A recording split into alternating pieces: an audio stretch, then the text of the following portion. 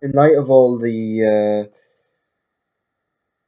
coverage of the London attacks, London attack, I should say, one thing that really comes to my mind, and this always happens whenever we see an Islamist attack, is the inevitable debates that follow about causes and the nature of terrorism, ideology, and all the rest of it. As I said in the previous video, I think that the reason why terrorist attacks get more coverage compared to other incidents that may have higher death tolls is because we know that it is a human ideology, a very sick one, but a human ideology that is behind this. So we know that this guy, Khalid Masood, if that is his real name, they're thinking now it may be one of several names that he's used. We know that he knew he was going to kill people. And I think that is something that people find difficult. Now, I put a sort of update on my Facebook profile, more or less saying the things I'm saying in these videos about why I take issue with denying the religious motivation in these things.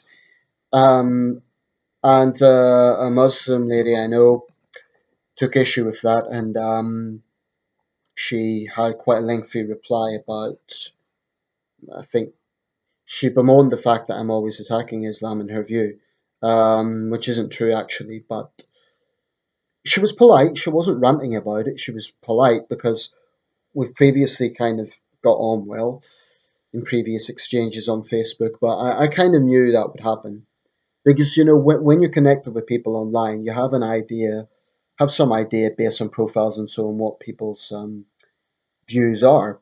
So I always know when I make a post like that, there is a chance, for example, that my Muslim contacts might have something to say about it. But that's the point of making posts in a sense, you know. Why would I make it if it wasn't going to get attention? So she might reply, she might not, to the retort that I gave, which was basically a lengthy explanation of why I believe what I believe. And I didn't beat around the bush. I told her politely but directly that I think she's in denial of the problems.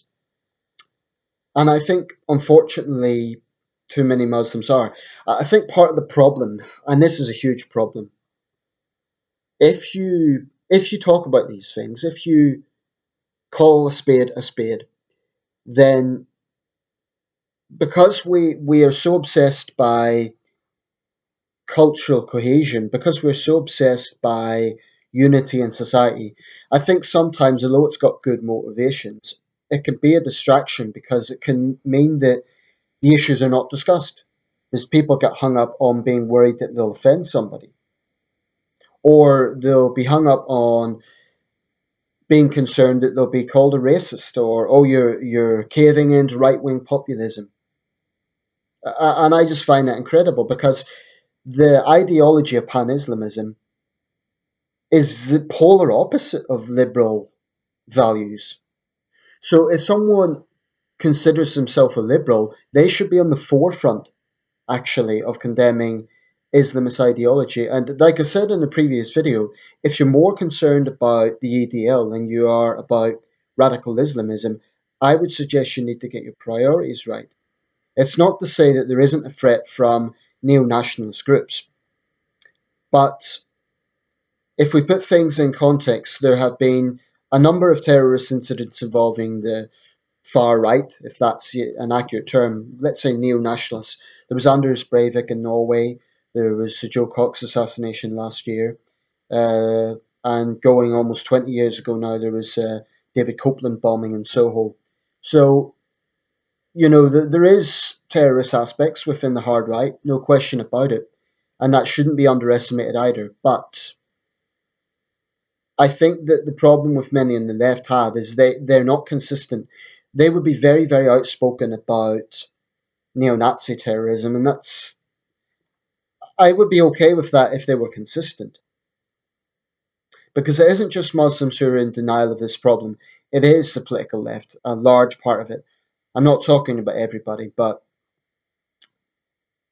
One reason why I like being a member of British Muslims for Secular Democracy, it's an online forum that I've been in for about 8 years now, is you see a wide range of views, and a lot of people actually make very valid points. There's a lot of intelligent conversation goes on in there. There's some nonsense as well, but anyone who thinks that all Muslims think alike need to look at that group. And it would also be a useful group for those Muslims who are in denial of the problem of Islamism.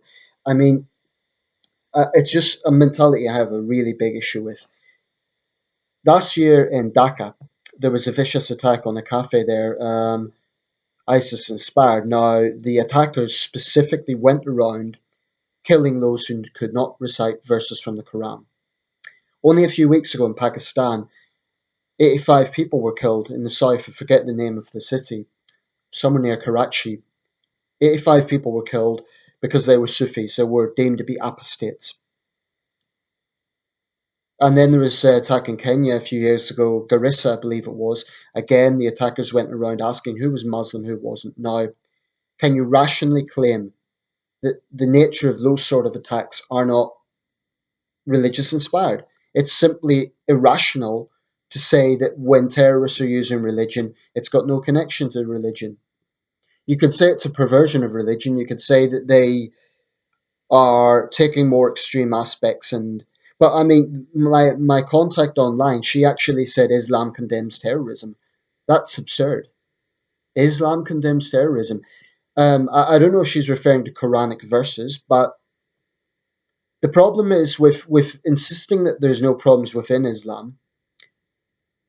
You're basically saying 1.5, 1.6 billion people are all upright members of the community who totally reject extreme values. That is nonsense.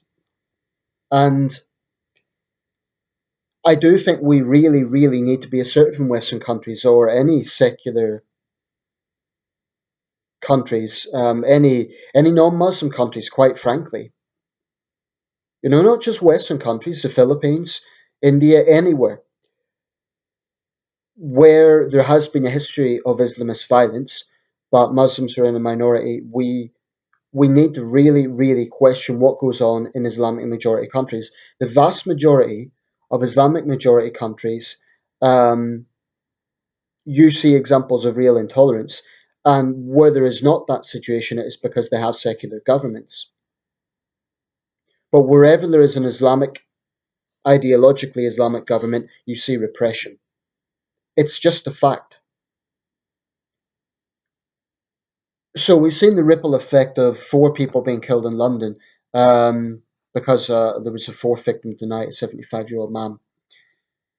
Um, there's a ripple effect. People from all over the world were injured, and inevitably there's countless debates and arguments go on. I just really, really have a problem with dishonesty. And I'm disappointed in the Prime Minister. At the UN last year, she wasn't afraid to use the term Islamist, and at that time I thought, okay, well, this is something different. This is something that Tony Blair and Gordon Brown and David Cameron were done less. Now, she said Islamist. That indicated to me she was going to call the problem for what was. Well, today she's come out and said, um, this has nothing to do with Islam. Theresa May, I'm disappointed. That is not what I want to be hearing. And we just get so hung up on being worried that, don't tar all Muslims with the same brush. Very few people are actually doing that. I mean, yes, you can find examples of vigilantism against Muslim communities, but that shouldn't be taken out of proportion compared to the number of people who continue to insist on being dishonest about this. I would make this analogy. If you have a police officer or a soldier who are wearing the uniform and they do something that brings their force under disrepute, let's say they're corrupt, or let's say they abuse their position in some way. Now, their colleagues may know about it, their colleagues may feel uncomfortable about it, and they may feel we don't want that person, representing us. But they cannot say that person is not a police officer and not a soldier just because they are doing something bad. So the point I'm making, and I would say this directly to any Muslim viewers, just because you personally don't have those values, just because you abhor terrorism or you abhor that sort of intolerance, doesn't mean there are not others who consider themselves to be Muslim who absolutely embody that sort of regressive mindset. I mean, we get hung up on who is a real Muslim. So moderates will claim that terrorists are not real Muslims. Terrorists will say that they are the apostates and we're the true soldiers of Islam. So you cannot blame outsiders for having a perception that is negative. Um, there are many, many good Muslims out there. I get that. But I do not accept the lie that Islam does not have internal problems. One of the biggest problems is sectarianism, is internal sectarianism. And it's pretty much where Christianity was in the 16th century. It's bloody. And this is something that predates even modern Islamism. If we consider Pan-Islamism to be a modern phenomenon beginning in, let's say, um, there's different sources over its exact origins, but let's say it began in about the 70s or 80s. And it's really being, exemplified over the last 15, 20 years. Um, that aspect of Islam is relatively new, but I just don't accept that you can completely disassociate Salafist ideology from Islam. I mean, if that was the case, um, I mean, who has the right to call themselves the true Muslims? Unlike Catholicism, there's no central sort of leader of Islam. There's no equivalent of a pope in Islam. The King of Saudi Arabia is the custodian of the two holy mosques, but unless I'm mistaken, there's no particular hierarchy. There's no single Muslim who is, the head of the Islamic faith. So for that reason, there are different sects within Islam, and you cannot claim that there are not Muslims who absolutely believe in violent jihad as being legitimate. And I get so tired of having to reiterate this. But what bothers me more, it's a big enough problem that there are Muslims in Western communities who insist on denying this. That's a big enough problem. But what I find insufferable is non-Muslims on the political left, and even some on the right, like Theresa May, who think that they are think that they are doing something practical by refusing to call a spade a spade. I don't think it's going to not radicalize people by simply calling this what it is. President Obama argued that calling Islamists, wouldn't help anything. Maybe in itself it wouldn't help anything, but I think as a starting point, you have to recognize what the problem is. If you have a killer disease, a doctor isn't going to sort of just look at the surface issue. He or she is going to look at the core issue, what is causing that disease, and they're going to call it what it is. Another thing my associate mentioned was, government policies. Now, I'm not sure if she was referring to Western government policies or the brutality of dictators in the Middle East. It's certainly legitimate. But, and this is another thing I wanted to mention, I have a real problem with people blaming governments for the actions of terrorists. Now, you could argue that government policies can definitely influence radicalization. So let's say, for example, you have someone who's seen their entire village wiped out in an airstrike. Obviously, that is going to have an impact on their mind. It would have an impact on anyone's mind. If I saw my family killed in an airstrike, I would probably be radicalized. But in situations like what we saw in London, now he was born in Kent. He wasn't a Syrian refugee. He was born in Kent. He was entirely responsible for his own actions. I was watching videos which were on the 10th anniversary of 7/7, and there were people blaming Tony Blair for the London bombings. Now, the problem I have with that mentality is it then mitigates responsibility from the terrorists themselves. Those four young men who took the decision to go to London and murder 52 people and injure hundreds more. They were responsible for the London bombings. And for Ken Livingstone and others to say it's Tony Blair's fault, you might hate Tony Blair and you might hate his policies, but in the end of the day, the responsibility for terrorist attacks lies with terrorists. And I think by focusing on government policy, by blaming government policy, what you're doing is mitigating from responsibility from the people who pulled the trigger or detonated the bomb. And I really have a problem with that. Because it then treats terrorists like they're helpless children who don't make their own decisions. If I decide to hate a particular policy because I argue it hurts people, if I then decide to go and assassinate the government minister responsible for that policy, that's a decision I've made. It's an action that I have taken. My supporters would say it's justified, but they couldn't say I wasn't responsible for doing it. Terrorists are responsible for their own actions, and not just Islamist terrorists, all terrorists. Whether that be Irish Republican terrorists in the past, whether it be neo-Nazi terrorists, whatever sort of terrorist is doing that, they are responsible for their own behaviour. Now, I'll leave it there.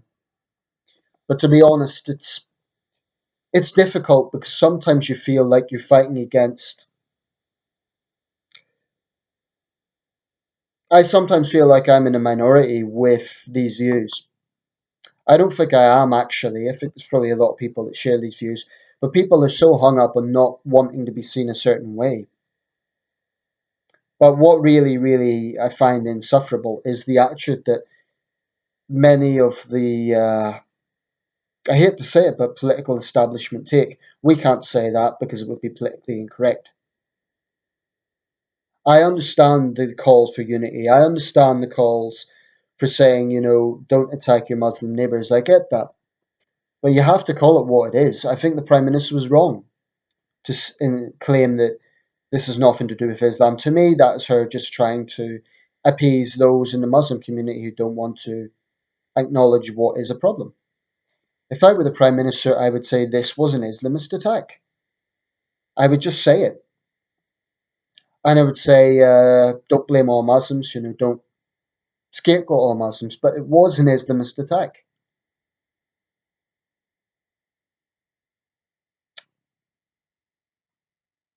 And unfortunately, there's so many people that just don't want to. They find it more comfortable to say what is easy to say what is they perceive to be tolerance. I don't think it is tolerance, actually. I think it's apathy.